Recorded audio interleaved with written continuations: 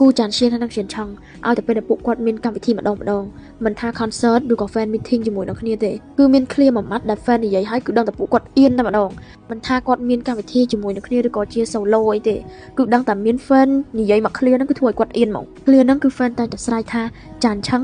99ពាក្យចានឆឹង99ហ្នឹងអ្នកនរគ្នាតែតែលឺត្រូវអ្នកខ្លះទៀតប្រហែលជាគាត់អត់ដឹងពីនិយមន័យពីពាក្យមួយហ្នឹងដែល fan តែតែស្រែកចឹងទេសម្រាប់អ្នកដែលគាត់អត់ទាន់យល់ពាក្យមួយហ្នឹងគឺពាក្យចានឆឹងហ្នឹងគឺមានន័យថាចានឈៀនបូកជាមួយនឹងឈៀនឆឹងហើយលេខ99ចុងក្រោយហ្នឹងគឺមានន័យថា forever អញ្ចឹងមានន័យថាចានឆឹងនៅជាមួយនឹងគ្នារហូតការដែល fan តែងតែស្រ័យពាក្យមួយហ្នឹងទៅកាន់ពួកគាត់គឺដោយសារតែ fan ពិតជាស្រឡាញ់ពួកគាត់មែនតើគឺចង់ឲ្យពួកគាត់នៅជាមួយនឹងគ្នាខ្លាចជាគូជាមួយនឹងគ្នារហូតទៅនិយាយពីថាពាក្យហ្នឹងឲ្យតែ fan ស្រែកម្ដងគឺថាពីរអ្នកហ្នឹងអៀនតែម្ដងអៀនហ្មងឥឡូវដោយសារតែពាក្យប្រចាំតកោរបស់ fan គឺចាន់ឆឹង99ហ្នឹងហើយដែលធ្វើឲ្យឥឡូវហ្នឹងពីរអ្នកហ្នឹងឥឡូវស៊ាំឲ្យតែឃើញ fan ស្រែកឥឡូវហ្នឹងគឺពីរអ្នកហ្នឹងលែងមានប្រតិកម្មអីមានតែ support ថែមហើយបើចាន់ឈៀនវិញគ្រាន់តែលឺហើយគឺថាលើកដៃហូរជាមួយនឹង fan